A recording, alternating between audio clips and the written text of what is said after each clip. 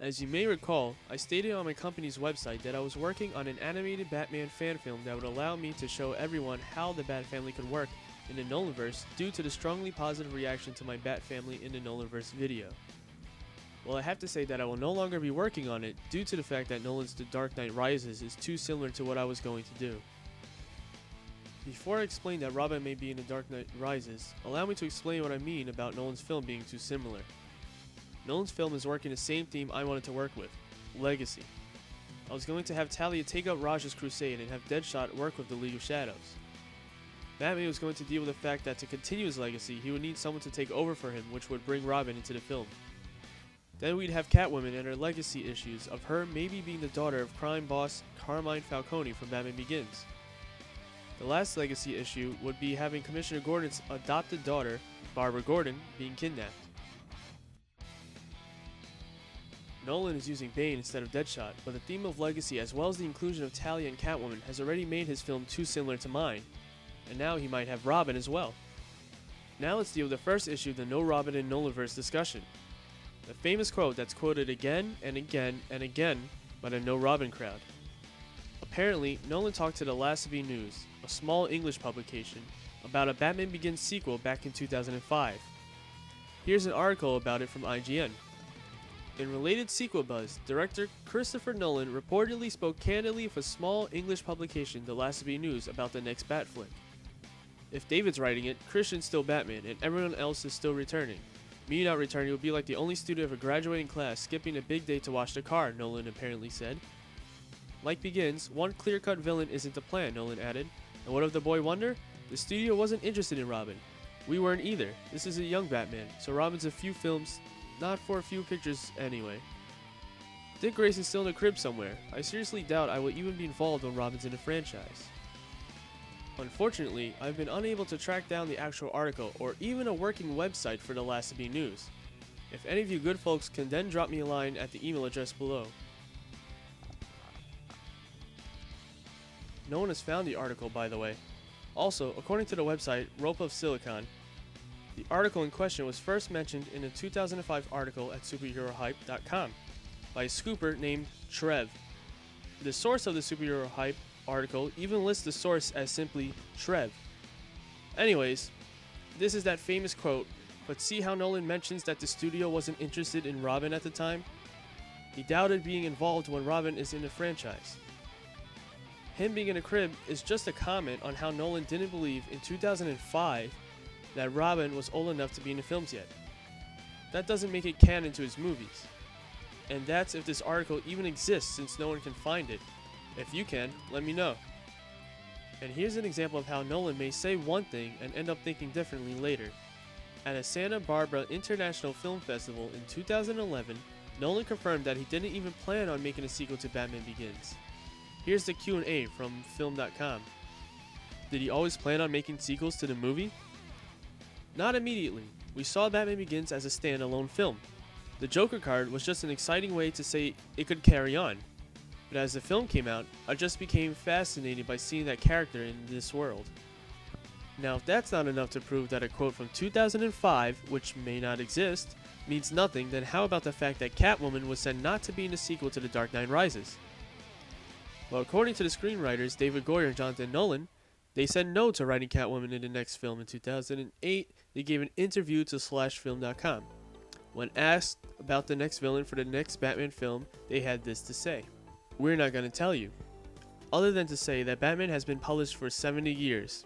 In the first movie, we used Ra's al Ghul and the Scarecrow, who had not been in the movies before, and had not been in a 60s TV show before. And there are dozens, if not hundreds of other characters that fit that bill.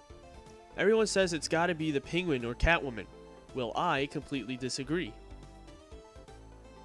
Also, when it came to rumors for Batman 3, now called The Dark Knight Rises, such as Johnny Depp and Philip Seymour Hoffman playing villains or Cher playing Catwoman, David Goyer told everyone via interview with MTV News that they were all BS. So this means that Nolan and company, or at least screenwriter David Goyer, does respond to false rumors. What about Christian Bale's quote, you may be asking? The quote is, "If Robin crops up in one of the new Batman films, I'll be chaining myself up somewhere and refusing to go to work." Well, It doesn't matter what he says, is the answer. He can't do anything if Robin is introduced. Also, in 2005, Bale considered Dark Victory and The Long Halloween to be his favorite Batman stories. Here's the quote. But the two Batman stories that I liked particularly were Dark Victory and The Long Halloween. They just had some really fantastic imagery in there of the severity of Batman and everything, and I would kind of imitate those positions. And for those of you who don't know the comics all that much, Dark Victory introduces Robin. The Long Halloween is one of the graphic novels that inspired Batman Begins and The Dark Knight. Batman Year One, which inspired Batman Begins, Batman The Long Halloween, and Batman Dark Victory all continue into one another.